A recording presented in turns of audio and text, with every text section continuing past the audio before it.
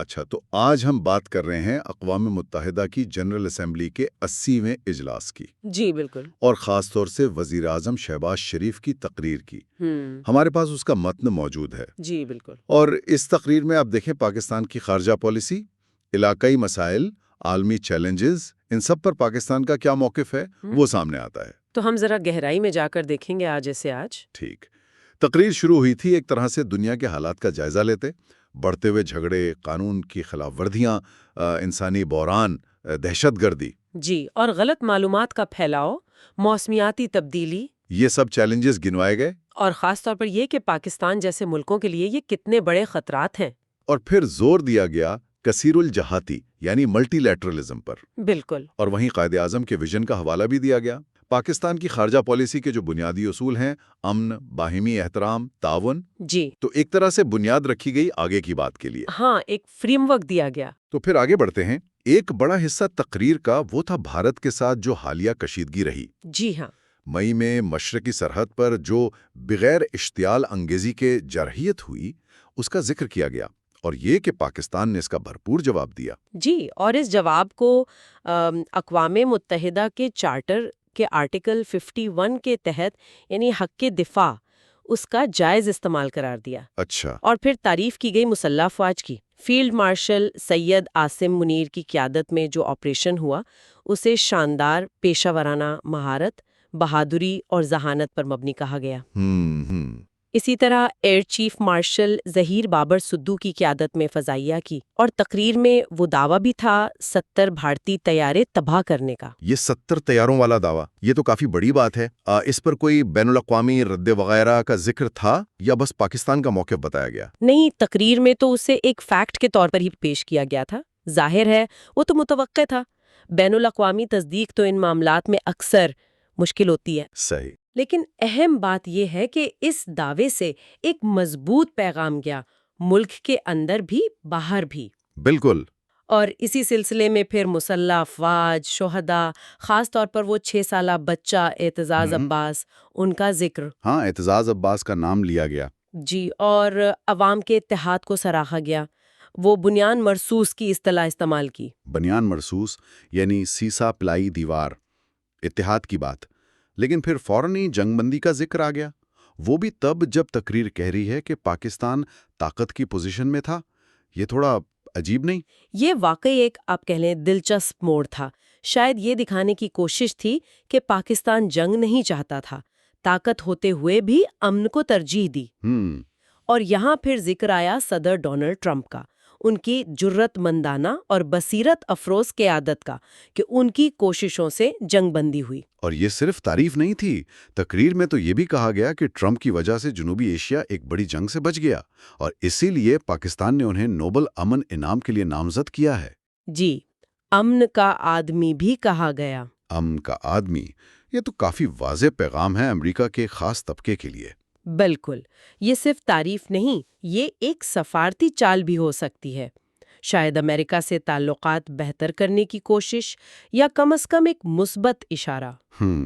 اور ساتھ ہی دوسرے ممالک کا بھی شکریہ ادا کیا، چین، ترکی، سعودی عرب، قطر، آذربائیجان، ایران، UAE اور اقوام متحدہ کے سیکرٹری جنرل کا بھی۔ تو یہ دکھانا کہ ہم اکیلے نہیں ہیں۔ جی، کہ ہمارے ساتھ اور بھی ہیں۔ فوجی کامیابی کا دعویٰ، پھر جنگ بندی، اور پھر تقریر میں بھارت کو مذاکرات کی پیشکش بھی، جامع، مربوط، نتیجہ خیز مذاکرات۔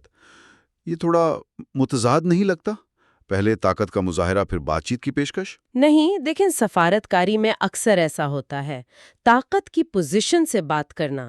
شاید یہی حکمت عملی تھی کہ پہلے اپنی دفاعی صلاحیت دکھائی، پھر کہا کہ آؤ بات کرتے ہیں۔ اچھا۔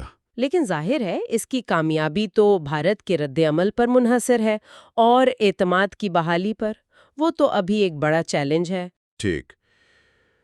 علاقائی تنازعات کے بعد پھر رخ مڑا ایک اور بہت اہم مسئلے کی طرف، سندھ طاس معاہدہ۔ جی، اور یہاں پر انداز کافی سخت تھا۔ بھارت کی طرف سے جو مبینہ کوشش تھی معاہدے کو یک طرفہ طور پر معطل کرنے کی، اسے صرف معاہدے کی نہیں، بین الاقوامی قانون کی بھی خلاف ورزی کہا گیا۔ بالکل۔ الفاظ بہت واضح تھے کہ پاکستان اپنے 240 ملین عوام کے پانی کے حقوق کا ہر قیمت پر دفاع کرے گا اور معاہدے کی کوئی بھی خلاف ورزی اسے جنگی اقدام سمجھا جائے گا۔ Act of war. جی ہاں، ایکٹ آف وار، یہ بہت ہی مضبوط الفاظ ہیں۔ کیا یہ صرف بیان بازی ہے یا واقعی کوئی سنجیدہ ارادہ ہے اس کے پیچھے؟ دیکھیں، پانی کا مسئلہ تو پاکستان کے لیے آپ کہہ لیں وجودی مسئلہ ہے، جی بالکل۔ تو اس پر سخت موقف سمجھ میں آتا ہے۔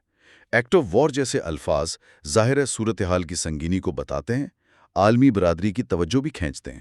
لیکن اس سے کشیدگی بڑھنے کا خطرہ بھی تو ہے۔ وہ تو ہے، بالکل ہے۔ اصل امتحان تو یہی ہے کہ سفارتکاری سے کوئی حل نکلتا ہے یا نہیں۔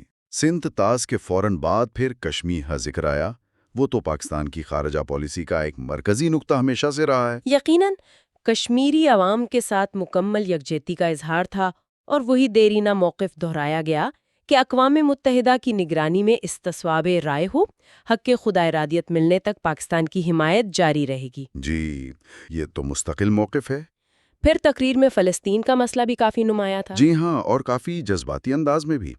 فلسطینی عوام کی حالت کو ہمارے دور کا سب سے دل دہلا دینے والا المیہ، عالمی ضمیر پر ایک دھبا، مغربی کنارے پر اسرائیلی قبضہ اور خاص طور پر غزہ پر جو حملے ہو رہے ہیں انہیں نسل کشی پر مبنی حملہ قرار دیا گیا۔ وہ جو 6 سالہ بچی ہند رجب، اس کی فون کال کا ذکر تھا، وہ بہت پر اثر تھا۔ جی بالکل، اور یہ کہلا کہ عالمی برادری اسے بچا نہیں سکی، اور وہ جملہ کہ سب سے چھوٹے تابوت اٹھانے میں سب سے بھاری ہوتے ہیں، اس سے اندازہ ہوتا ہے کہ کتنی گہری تکلیف محسوس کی جا رہی ہے۔ بالکل، فوری جنگ بندی کا مطالبہ تھا، اور وہی پرانا مطالبہ کہ 1967 سے پہلے کی سرحدوں پر القدس الشریف دارالحکومت کے ساتھ ایک خود مختار فلسطینی ریاست بنے۔ اور یہ بھی کہا گیا کہ فلسطین کو اب آزاد کرانا ہوگا۔ جی، اور پاکستان نے جو 1988 میں فلسطین کو تسلیم کیا تھا اس کا ذکر کیا، اور جو دوسرے ممالک اب تسلیم کر رہے ہیں اس کا خیر مقدم کیا،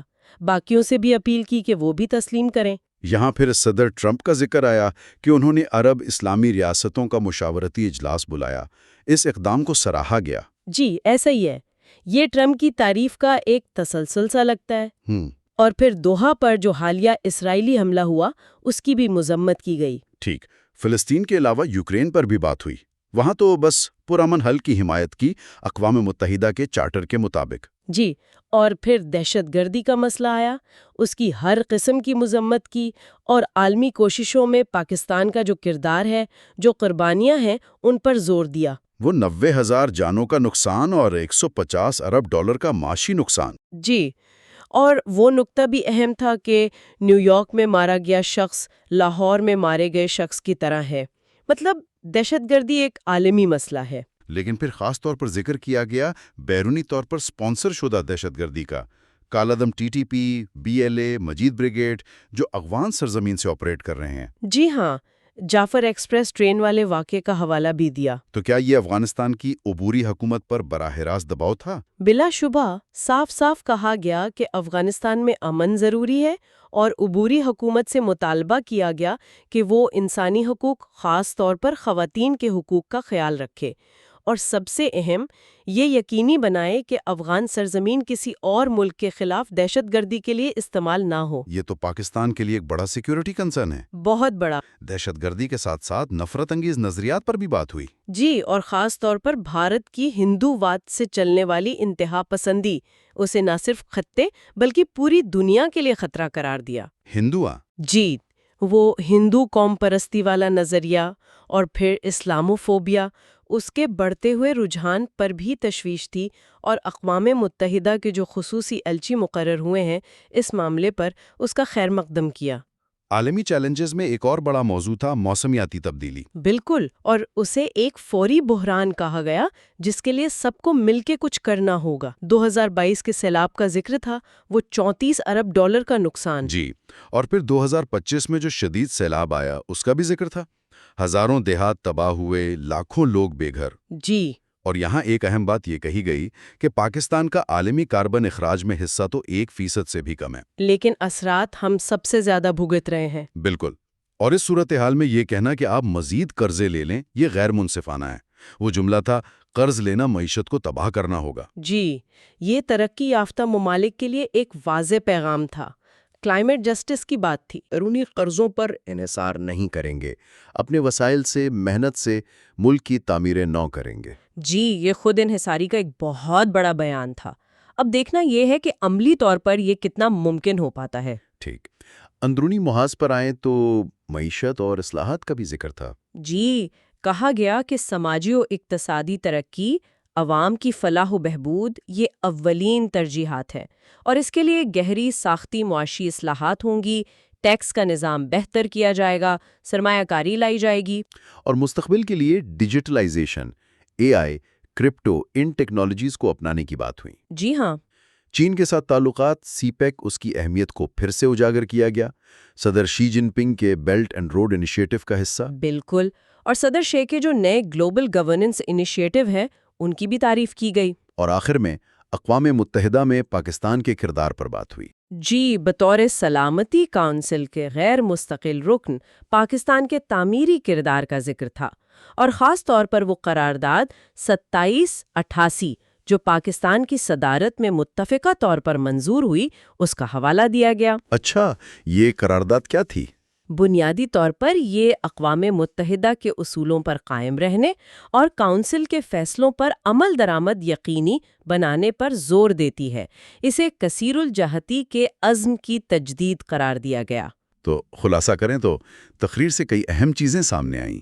بھارت کے لیے سخت پیغام، فوجی طاقت کا اظہار، لیکن ساتھ میں مذاکرات کی پیشکش بھی۔ جی، فلسطین اور کشمیر پر غیر متزلزل حمایت، دہشت گردی، موسمیاتی تبدیلی جیسے عالمی مسائل پر واضح موقف۔ بالکل، اور کچھ چیزیں ذرا غیر معمولی بھی تھیں، جیسے صدر ٹرمپ کی اتنی زیادہ تعریف اور نوبل انعام کے لیے نامزدگی۔ جی ہاں، وہ کافی نمایاں تھا۔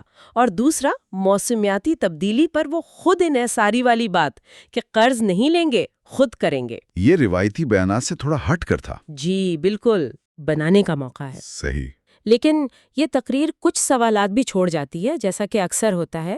ایک آخری خیال جو سننے والوں کے لیے ہو سکتا ہے، دیکھیں، ایک طرف تو کثیر الجہتیت اور سفارتکاری کی بات ہو رہی ہے، جی، دوسری طرف ایک ملک بے وقت سخت فوجی موقف بھی لے رہا ہے اور مذاکرات کی پیشکش بھی کر رہا ہے۔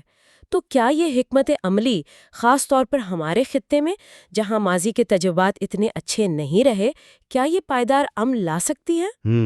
یا یہ متضاد پیغامات مزید کنفیوژن پیدا کریں گے؟ بالکل، یہ ایک سوال ہے جس پر سوچا جا سکتا ہے۔